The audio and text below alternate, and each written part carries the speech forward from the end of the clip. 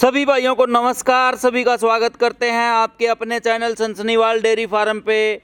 बहुत सारे भाई भैंसों की वीडियो देख के बोर हो गए होंगे, तो आज दिखाते हैं आपको एक बहुत ही शानदार एक किस्म से मैं कहूँगा हवेली बना रखी है भाई साहब ने।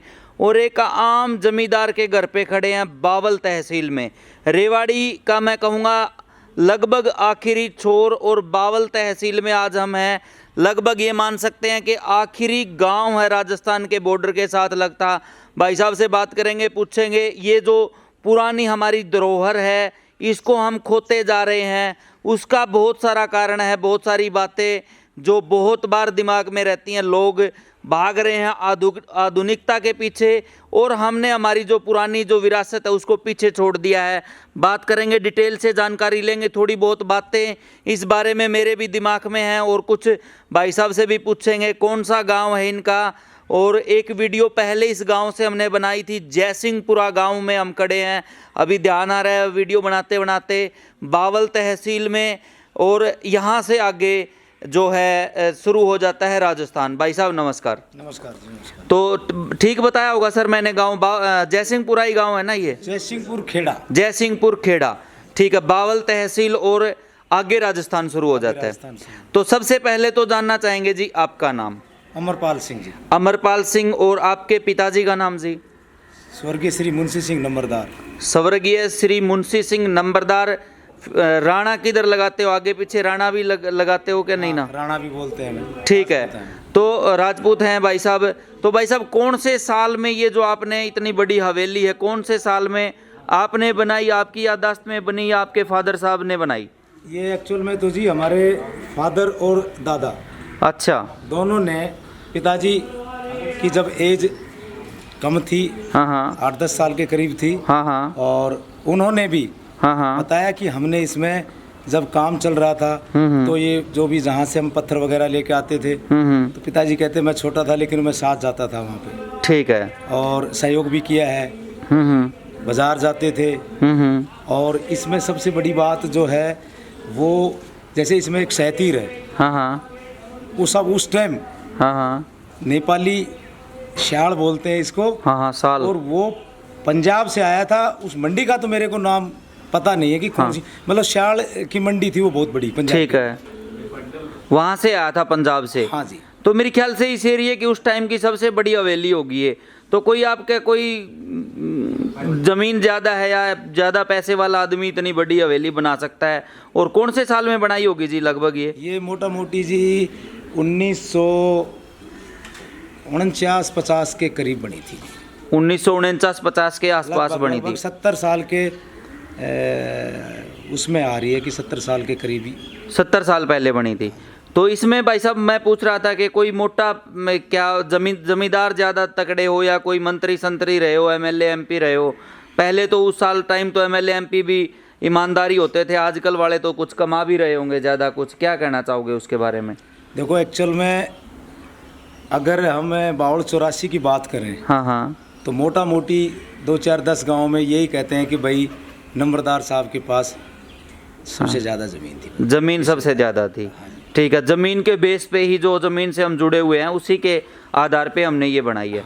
तो लगभग 70 साल हो चुके हैं। दिखाना चाहूँगा नज़दीक से आप भाइयों को, ये जो सबसे आजकल जो सबसे कमज़ोर, जो सबसे हल्की जो चीज़ किसी भी मकान में लगती है, जो ये जालियाँ लगा रखी हैं, इनमें भी कोई क्रैशिंग नहीं है, और कहीं दीवारों में कोई क्रैशिंग नहीं है। आप देख सकते हैं कहीं भी कोई क्रैशिंग या कोई थ्रेड वगैरह या कोई दरार आई हुई हो, इस टाइप का कुछ भी नहीं है। उसका रीज़न ये है कि हम जो अपनी पुरानी हवेलियां हैं उनमें चूने का प्रयोग करते हैं, और चूना ही प्रयोग हुआ होगा जी। बिल्कुल जी, चूना हमने खुद अपना वो भट्टी लगा के, हाँ, और खुद यहाँ ट्यूबवेल पे तैयार करके, हाँ, और चूने को पहले जैसे वो लड्डा बोलते, वो अपना बोलते थे लड्डा, उससे गा के और तब ये तैयार करके तब बनाया था। ठीक है। तो मैं बात कर रहा था चूने की। तो चूना लगभग 2000 साल की म्याद चूने की होती है, और इस हवेली को आज से आप 500-600 साल के बाद भी देखोगे तो ऐसी की ऐसी ही मिलेगी। बस केयर करने वाला चाहिए, टाइम पे लिपाई पुताई होगी, आदमी रहने चाहिए इसके अंदर। अगर बंद किसी मकान को हम छोड़ दें तो वहाँ दरारें पड़ने की बहुत ज़्यादा संभावनाएं होती हैं, लेकिन चूने में पड़ती नहीं है। लेकिन आजकल हम भागने लगे हैं सीमेंट के पीछे। जिसकी म्याद खुद कंपनी 100 साल की लिख के देती है। 100 साल के बाद आपको दोबारा से मकान बनाना पड़ेगा। लेकिन हमारे बुजुर्गों ने जो चूने को चुना, उसका कारण यही है कि आज भी आप देखोगे पुराने पुराने बड़े बड़े महल ऐसे के ऐसे खड़े हैं और नई नई कोठियों में आप दरार देख पाएंगे। हम छोड़ चुके हैं अपनी पुरानी विरासत को, जिसके ऊपर हमें दोबारा आना होगा। तभी मैं कहूँगा एक पैसा भी बचेगा अपना और अपने मकान की म्याद भी बड़ी होगी। गर्मी सर्दी भी चुनने में, अगर सर्दी का मौसम है तो गर्म रहेगा, गर्मी का है तो ठंडा रहेगा। ऐसा जी पहले जैसे जमीन के अंदर पहले कंकर निकालते थे। हाँ हाँ। फिर उन कंकरों की भट्टी लगाते थे। हाँ हाँ। और भट्टी लगाने के बाद फिर उसको घरट में हाँ हाँ पीसते थे, पिसाई करते थे चक्की की तरह। हाँ, पिसाई करने के बाद उसमें सुना दूध भी डाला जाता था थोड़ा थोड़ा। और अपनी थोड़ी सी शायद मेरे ख्याल में अपनी जो ये सफेदी होती है ना, हाँ हाँ, वो उसका प्रयोग करके हाँ हाँ, तो फिर अपनी लड्डा गाड़ी होती थी, जैसे एक तो गाड़ी अलग होती थी, लड्डा गाड़ी बोलते थे। हाँ हाँ, उसमें उसको डाल के बड़ी गाड़ी होती थी। फिर ये सारा जो है हाँ बनाया गया था। और चूने की आपने एक्चुअल सही कहा कि चूने की बहुत बड़ी म्याद मानी गई है। हाँ, और ये पेवर चूने की बनी हुई है। हाँ, तो आज अगर आप इसको हथौड़े से भी अगर तोड़ोगे ना तो टूटेगी। मेरे ख्याल में टूट नहीं पाएगी। तो सर यहाँ फिर एसी वगैरह की भी जरूरत नहीं पड़ती होगी मेरे ख्याल से। इसकी हाइट लगभग 19 फुट के करीब है। तो 19 फुट ऊपर जाके छत दे रखी है, ठीक है। तो कोई ऐसी महसूस नहीं होती जी। जब भी हमने एसी नहीं लगाया, नहीं अंदर एसी हैं, 2-2 3-3 एसी लगे। हाँ, यहाँ बाहर नहीं है। ठीक है ठीक है। और कुछ कहना चाह रहे हो जी? मैं तो कहूँगा सालों साल आप इस विरासत को संभाल के रखें। बहुत सारे लोग इसको छोड़ के भाग जाते हैं, लेकिन जिनको हम पुरानी चीज़ों का महत्व जिनको पता है वो खरीदते भी फिरते हैं, मुँह मांगी कीमत लगाने को तैयार हैं पुरानी हवेलियों की। लेकिन आजकल अगर हम चुनने की हवेली बनाने लगें या इतनी मोटी मोटी दीवारें, मेरे ख्याल से कितने इंच की दीवार होंगी इनकी हवेली की? ये है जी करीब 20 इंच के करीब की। 20 इंच के आसपास दीवार है, 2 फुट के करीब, लगभग 2 फुट के आसपास। कमाल है जी। आजकल तो मेरे ख्याल से वो 9 इंच की दीवार से बड़ी दीवार बनाना मुश्किल हो जाता है, क्योंकि बहुत महंगी हो गई हैं ईंटें।